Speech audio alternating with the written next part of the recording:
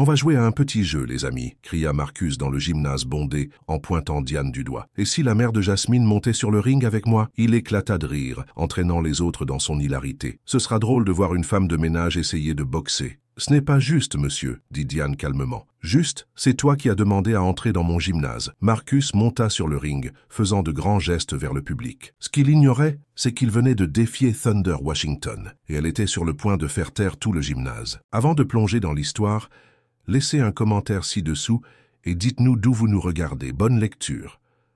C'est la seule salle de sport que nous pouvons nous permettre, maman. Jasmine brandit son téléphone pour montrer le site web de la salle de boxe Thompson's Boxing Gym.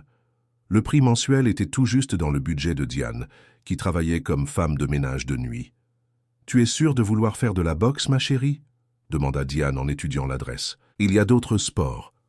Je veux apprendre à me défendre. S'il te plaît, maman. » Diane Washington, 35 ans, travaillait depuis 8 ans comme superviseuse de nuit dans des immeubles de bureaux à Détroit. Chaque centime comptait pour élever seule une fille de 14 ans. Le samedi matin, elles se rendirent à la salle de sport.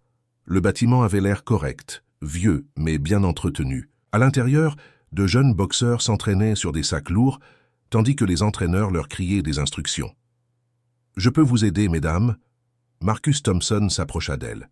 Il avait 42 ans, était corpulent, avait les cheveux grisonnants et les mains calleuses. Des photos accrochées au mur le montraient en short de boxe, quelques années auparavant. « Nous avons appelé au sujet de l'entraînement pour ma fille, » dit Diane. Marcus a regardé Jasmine de haut en bas, puis a jeté un coup d'œil aux jeans usés et aux bottes de travail de Diane. « La boxe exige un engagement, » a-t-il dit lentement. « Les frais mensuels sont payables le 1er du mois. Aucune exception. »« Nous comprenons, » a répondu Diane. Pendant que Marcus expliquait les règles du club, Diane a remarqué certaines choses. Il parlait plus fort lorsqu'il s'adressait aux adolescents noirs. Il passait plus de temps à encourager les enfants blancs. Lorsqu'un jeune boxeur noir posait une question, Marcus semblait agacé. « Votre fille peut commencer lundi, » dit finalement Marcus. « Mais ce n'est pas une garderie. Si elle ne suit pas, elle sera renvoyée. » Diane se mordit la langue. Elle avait besoin que cela fonctionne pour Jasmine. En marchant vers la voiture, Jasmine était enthousiaste. « Il a l'air sévère, mais juste, n'est-ce pas, maman ?» Diane acquiesça, mais quelque chose la dérangeait. La façon dont Marcus les avait regardés, la façon dont il avait traité les autres enfants. Ce que Marcus ignorait, c'est qu'il y a 9 ans, Diane Washington était quelqu'un de très différent. Quelqu'un qui aurait réagi très différemment à son attitude. Mais cette époque était révolue depuis longtemps. Aujourd'hui, elle n'était plus qu'une mère célibataire qui essayait d'offrir une chance à sa fille. Marcus Thompson dirigeait sa salle de sport comme son royaume personnel. Après une carrière de boxeur qui s'était terminée avec un bilan de 12 victoires, 8 défaites et 2 nuls, c'était sa chance de devenir quelqu'un d'important. Il avait des règles qui n'étaient écrites nulle part. Les enfants noirs avaient le matériel le plus vieux. Ils devaient nettoyer davantage après l'entraînement. Quand ils faisaient des erreurs, il leur criait dessus. Quand les enfants blancs faisaient les mêmes erreurs, il se contentait de les corriger discrètement. « Travaille plus dur, fiston », disait-il à Jérôme, un adolescent de 16 ans qui s'entraînait depuis 2 ans. « Vous devez redoubler d'efforts. » Le père de Jérôme entendait tout, mais ne disait rien. Il avait besoin de ses tarifs d'entraînement bon marché. Marcus gérait aussi différemment les pauses pour boire. Les boxeurs noirs avaient droit à 30 secondes. Les boxeurs blancs pouvaient boire autant qu'ils voulaient. Il disait que c'était pour forger le caractère. Mais tout le monde savait bien que ce n'était pas vrai. Les autres entraîneurs voyaient ce que faisait Marcus. Ils avaient besoin de leur travail, alors ils se taisaient. Les parents payaient et espéraient que leurs enfants apprendraient quelque chose d'utile. Pendant la première semaine de Jasmine, Diane observait depuis un coin. Elle a vu Marcus faire répéter 5 fois la même combinaison de coups à Jasmine. La fille blanche à côté d'elle s'est trompée 2 fois et Marcus est passé à autre chose. « Votre fille a besoin de plus de discipline », a dit Marcus à Diane après le cours. « Certains enfants ont juste besoin de plus de temps pour apprendre. » Diane a acquiescé poliment. Mais dans sa tête, elle prenait note de tout. Marcus se croyait malin. Il ne disait jamais rien qui puisse lui causer de réels ennuis. Mais ses actes parlaient clairement à quiconque y prêtait attention. Ce qu'il ne savait pas, c'est que Diane avait déjà eu affaire à des gens comme lui. Elle savait exactement ce qu'il faisait et pourquoi. Diane a commencé à prendre des congés pour assister à l'entraînement de Jasmine. Elle s'asseyait dans un coin à l'arrière où Marcus ne pouvait pas la voir facilement. Elle avait apporté un petit carnet et notait tout ce qu'elle voyait. Marcus faisait faire des pompes supplémentaires aux enfants noirs. Il leur accordait des pauses plus courtes. Quand ils posèrent des questions, il agissait comme s'il le dérangeait. « Écoute quand je parle », a-t-il lancé à un garçon de 12 ans nommé Devon. Le garçon avait posé une question sur la position correcte. 5 minutes plus tard, un enfant blanc posait la même question. Marcus lui souriait et lui montrait la bonne position de 3 façons différentes. Diane notait tout. Les heures, les noms, exactement ce qui se passait. Elle remarqua également d'autres choses. Marcus ne laissait jamais les enfants noirs utiliser les gants les plus récents. Il recevait l'équipement usé, tandis que les enfants blancs avaient le meilleur matériel. Il disait que c'était « premier arrivé, premier servi ». Mais Diane le voyait déplacer l'équipement. Pendant les pauses, elle entendit les parents parler à voix basse. « Il y a quelque chose qui cloche ici », murmura Madame Johnson, dont le fils s'entraînait depuis 6 mois. « Je sais, mais où pouvons-nous aller autrement ?» répondit M. Davis. Ils le sentaient tous, mais personne ne voulait le dire à voix haute. La salle de sport était bon marché et leurs enfants apprenaient quelque chose. Diane comprenait leur peur. Les mères célibataires et les pères qui travaillaient ne pouvaient pas se permettre de créer des problèmes. Ils avaient besoin de cet endroit. Mais Diane était différente. Elle avait une expérience que ses autres parents n'avaient pas. Elle savait exactement ce que Marcus faisait, car elle l'avait déjà vu dans son ancienne vie. Une vie que personne ici ne connaissait. Marcus corrigea la position de Jasmine pour la 5e fois en 10 minutes. Il n'avait pas touché une seule autre fille. Elle a peut-être besoin de plus de temps pour mettre en pratique ce que vous lui avez déjà appris, dit Diane depuis le bord du ring. Marcus s'arrêta et se retourna. Son visage se durcit. « Sam Johnson, la boxe exige un entraînement intensif. Votre fille devrait peut-être essayer la danse à la place. » Ses mots semblaient professionnels, mais son ton était méchant. Les autres parents regardèrent dans leur direction. « Je comprends qu'un entraînement intensif soit nécessaire, » répondit Diane calmement, « mais je sais aussi quand cela devient injuste. » « Injuste ?» Marcus s'approcha. « C'est intéressant. Vous semblez en savoir beaucoup sur la boxe pour quelqu'un qui... » Il s'interrompit en regardant ses vêtements usés et son visage fatigué. « Pour quelqu'un dans ma position ?» termina Diane. « Je n'ai pas dit ça, » répondit Marcus avec un sourire forcé. « Vous n'aviez pas besoin de le dire. » Le gymnase devint silencieux. Les enfants arrêtèrent de frapper les sacs pour écouter. Marcus se sentit mis au défi devant tout le monde. Cette femme de ménage remettait en question ses méthodes. « Madame Johnson, j'entraîne des boxeurs depuis 15 ans. Je sais ce qui marche. »« J'en suis sûr, » dit Diane. « Je veille simplement sur ma fille. » Marcus la classa mentalement dans la catégorie « problème ». Personne ne le remettait en question dans son propre club, encore moins une mère fatiguée qui travaillait dur. Ce que Marcus ignorait, c'est que Diane avait déjà affronté des brutes bien plus redoutables que lui. Des gens qui avaient vraiment du pouvoir et de l'argent. Et elle avait toujours trouvé le moyen de s'en sortir. Ce ne serait pas différent cette fois-ci. 2 semaines plus tard, Marcus annonça un événement spécial. « Nous allons faire une démonstration d'entraînement, » dit-il à la salle bondée. « Je veux montrer à tout le monde la différence entre un entraînement sérieux et les approximations d'amateurs. » Les parents et les enfants remplirent les sièges autour du ring. Marcus grimpa sur les cordes, prenant un air important. « J'ai besoin d'un volontaire pour m'aider à démontrer les techniques de défense de base, » dit-il en regardant autour de lui. Son regard s'arrêta sur Diane. « Que diriez-vous de la mère de Jasmine? Vous semblez toujours très intéressé par les méthodes d'entraînement. » Tout le monde se tourna vers elle. Diane sentit le piège se refermer. « Ce ne sera que des bases, Madame Johnson. Je veux que tout le monde comprenne pourquoi un entraînement adéquat est important. » Marcus souriait, mais ce n'était pas amical. Il avait l'intention de l'humilier devant tout le monde. « Je ne veux pas que quelqu'un se blesse parce qu'il croit savoir boxer, » a-t-il poursuivi. Diane a regardé Jasmine qui semblait inquiète. Les autres parents attendèrent de voir ce qui allait se passer. Elle pouvait refuser et avoir l'air effrayée, ou elle pouvait accepter et laisser Marcus la ridiculiser.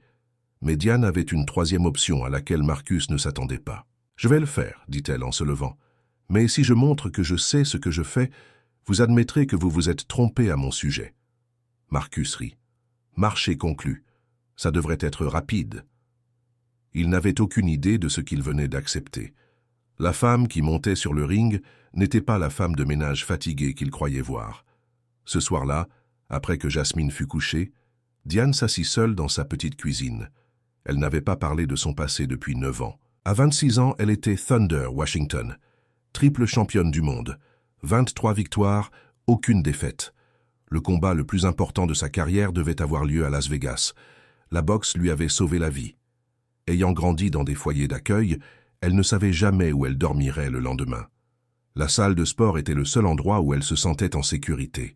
Son frère Kevin l'avait trouvée lorsqu'elle avait 18 ans. Il était devenu son plus grand supporter, l'accompagnant à tous ses combats. La veille de son combat pour le titre, Kevin se rendait à Las Vegas pour la voir boxer. Un conducteur ivre a percuté sa voiture de plein fouet. Il est mort sur le coup. Diane a reçu l'appel 30 minutes avant de monter sur le ring. Elle a annulé le combat, a quitté la boxe et n'y est jamais revenue. Elle a rencontré David Johnson 1 mois plus tard et s'est mariée trop rapidement. Le mariage a duré 8 mois, mais elle a gardé son nom. Lorsqu'elle a découvert qu'elle était enceinte, David était déjà parti. Elle déménagea à Détroit et accepta le premier emploi qu'elle trouva. Son travail de femme de ménage de nuit lui permettait de ne pas avoir à répondre à des questions sur son passé. Elle voulait que Jasmine grandisse normalement, loin des caméras et de la foule. Pendant 9 ans, elle enfouit Thunder Washington au plus profond d'elle-même. Elle devint une mère célibataire parmi tant d'autres, travaillant dur pour payer ses factures. Mais demain, Marcus allait rencontrer la personne qu'elle était autrefois, et il n'avait aucune idée de ce qui l'attendait. Diane passa ses pauses à se préparer. Pendant ses heures de ménage, elle profitait des cages d'escalier vides pour monter et descendre les marches à toute vitesse. Ses jambes se souvenaient de la brûlure des anciens entraînements. Ses mains étaient durcies par des années de ménage. Quand elle serrait les poings, elle les sentait fortes et prêtes. Ses bras étaient restés musclés à force de soulever du matériel lourd tous les soirs. Elle s'entraînait au shadowboxing dans le placard à balai. Son corps bougeait comme s'il se souvenait de toutes les leçons apprises des années auparavant. Le jeu de jambes lui revint rapidement. Les combinaisons lui semblaient naturelles. Devant la tombe de Kevin, elle s'agenouilla et parla doucement. « Il ne s'agit pas de retourner à notre ancienne vie, Kev. Il s'agit de montrer à un tyran qu'il s'est attaqué à la mauvaise personne. » Elle pouvait presque entendre la voix de Kevin lui dire de se défendre. Jasmine remarqua que sa mère semblait différente, plus forte, plus confiante. « Maman, tu es nerveuse pour demain ?»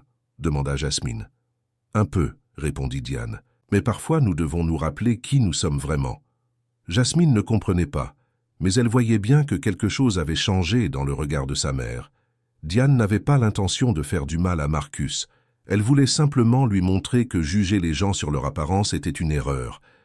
Elle avait passé 9 ans à se cacher de son passé. Demain, son passé allait enfin servir à quelque chose. Marcus pensait qu'il allait embarrasser une femme de ménage fatiguée. Il était sur le point de découvrir à quel point il se trompait. La salle de sport était bondée de parents et d'enfants. Marcus monta sur le ring vêtu de son vieil équipement de boxe. Il avait l'air confiant et prêt à prouver qu'il avait raison. Diane passa les cordes dans une tenue empruntée qui ne lui allait pas bien. Elle avait l'air nerveuse, comme quelqu'un qui n'avait jamais fait ça auparavant. « Commençons doucement », dit Marcus assez fort pour que tout le monde l'entende. Juste quelques mouvements de défense de base. Il lança des coups de poing lents, s'attendant à toucher facilement et à en finir rapidement. Mais quelque chose n'allait pas. Diane bougeait la tête juste assez pour éviter chaque coup.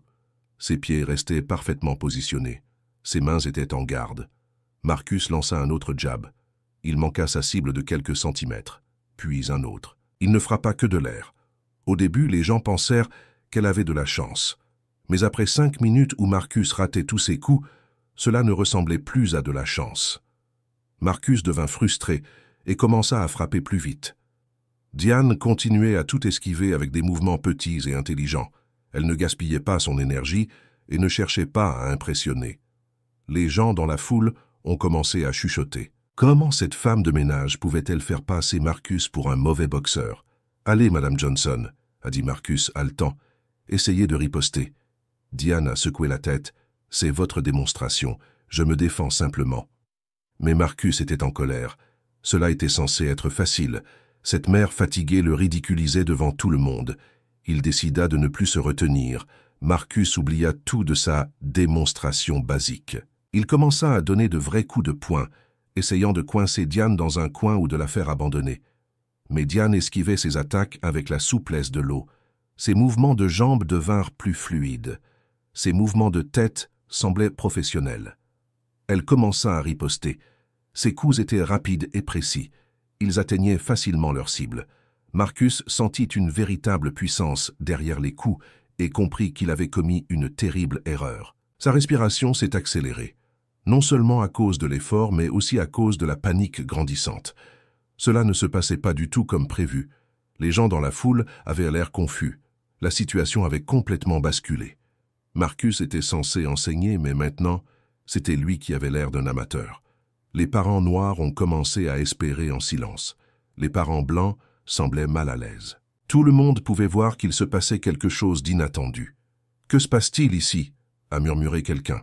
Marcus transpirait à grosses gouttes. Chaque fois qu'il essayait d'attaquer, Diane avait déjà esquivé. Chaque fois qu'elle ripostait, ça faisait mal. « Arrête de jouer, dit Marcus haletant. « Batte-toi pour de vrai. »« Je me bats pour de vrai, » répondit Diane calmement. « Et toi ?» Marcus réalisa qu'il était dans le pétrin. Cette femme n'était pas simplement chanceuse ou douée. Elle bougeait comme quelqu'un qui avait suivi des années d'entraînement professionnel. En désespoir de cause, il décida d'en finir d'un seul coup. Il recula sa main droite de toutes ses forces avec l'intention de la mettre KO. Il n'avait aucune idée de ce qui allait se passer ensuite. Marcus lança son coup le plus puissant, visant à mettre Diane KO. Ce n'était plus une démonstration. Il voulait lui faire mal. Diane vit le coup venir, comme au ralenti. Ses années d'entraînement prirent le dessus. Elle esquiva parfaitement et lança un crochet du gauche qui atterrit exactement là où elle le voulait. Le bruit résonna dans toute la salle. Marcus tomba sur le tapis, pas gravement blessé mais complètement sous le choc. La salle devint totalement silencieuse. Tout le monde regardait ce qui venait de se passer. Le amateur venait de mettre KO le propriétaire de la salle avec un seul coup de poing parfait. Marcus était allongé sur le dos, l'air complètement désorienté. Son esprit n'arrivait pas à comprendre ce qui venait de se passer. Diane se tenait calmement au-dessus de lui, mais tout en elle avait changé. Elle n'était plus la femme de ménage discrète. Elle avait l'air d'une personne qui avait sa place sur ce ring. « Tu as besoin d'aide pour te relever ?» demanda-t-elle à Marcus en lui tendant la main. Marcus la fixait du regard. « Qui êtes-vous » Avant que Diane n'ait le temps de répondre, un homme plus âgé nommé Eddie sortit son téléphone. Il avait observé ses mouvements pendant le combat. « Attendez une minute » dit Eddie en regardant de vieilles vidéos en ligne. « Vous bougez exactement comme... Ce n'est pas possible. » Il compara les vidéos à Diane debout sur le ring. La posture était identique, les mouvements de tête étaient les mêmes. Même ce crochet du gauche lui semblait familier. « Car mon Dieu !» s'écria Eddie. « Vous êtes Thunder Washington !» Ce nom résonna dans la salle comme un coup de tonnerre. Les gens se mirent à chercher sur leur téléphone, trouvant d'anciennes vidéos de combat et des articles de presse. La preuve était là, triple championne du monde, invaincue, l'une des plus grandes boxeuses de tous les temps. Marcus venait d'être battu par une légende. Le téléphone d'Eddie montrait les plus grands combats de Thunder Washington. Le même crochet du gauche qui venait de mettre Marcus KO. La même façon calme de bouger. La même précision mortelle. 23 victoires et aucune défaite, lut quelqu'un sur son téléphone. 3 titres mondiaux, disparus depuis 9 ans, personne ne savait pourquoi. La salle était en effervescence entre excitation et stupeur. Les parents montraient à leurs enfants des vidéos des anciens combats de Diane. Elle était exactement la même, juste plus âgée et plus fatiguée. Jasmine regardait sa mère avec stupéfaction. Elle savait que sa mère avait fait de la boxe, mais elle n'avait jamais connu toute la vérité. « Maman ?» murmura Jasmine. « Tu étais célèbre ?» Marcus se releva lentement, encore confus et embarrassé. Il réalisait qu'il venait d'être humilié par l'une des plus grandes boxeuses de l'histoire. « Thunder Washington », répétèrent les gens. « Ici même, à Detroit. Elle travaillait femme de ménage. » D'autres cherchaient plus d'informations. Il est écrit ici qu'elle a annulé son plus grand combat et qu'elle a pris sa retraite soudainement. Personne n'a jamais su ce qui lui était arrivé. Diane se tenait tranquillement au centre du ring, tandis que tout le monde la regardait. Son secret était dévoilé après 9 ans de dissimulation. « Je voulais juste que ma fille apprenne la boxe, dit-elle simplement. Je n'avais rien prévu de tout cela. Marcus se sentait comme le plus grand idiot au monde. Il avait passé des semaines à traiter une championne du monde comme si elle n'était personne. Il l'avait jugée sur son travail et ses vêtements. Maintenant, tout le monde dans la salle savait exactement qui elle était vraiment. Son identité révélée, Diane ne pouvait plus faire semblant d'être une parent comme les autres. Elle regarda Marcus, qui essayait encore de comprendre ce qui s'était passé. « Tu m'as jugé sur mon apparence et mon travail », dit-elle calmement. « Tu as fait la même chose avec les autres parents et les enfants ici. Il ne s'agissait pas de prouver que je savais me battre. Il s'agissait de montrer ton injustice. » Marcus ressentit une véritable honte pour la première fois depuis des années. Les vidéos sur les téléphones montraient Thunder Washington remportant des championnats, interviewé à la télévision, inspirant de jeunes combattants du monde entier. Le contraste était douloureux. Cette légende avait travaillé discrètement comme femme de ménage pendant qu'il la traitait mal à cause de son étroitesse d'esprit.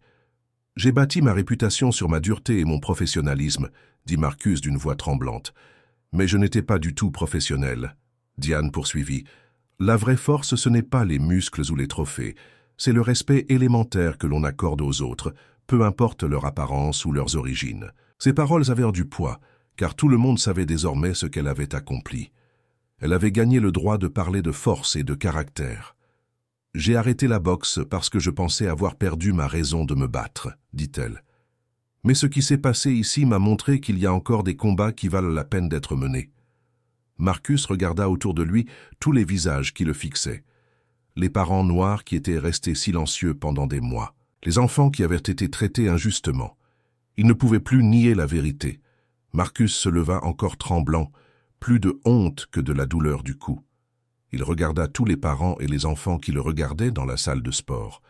Il ne pouvait plus se cacher derrière des excuses. Tout le monde avait vu ce qui s'était passé. « Je dois dire quelque chose », annonça Marcus à toute la salle. Sa voix était rauque mais claire.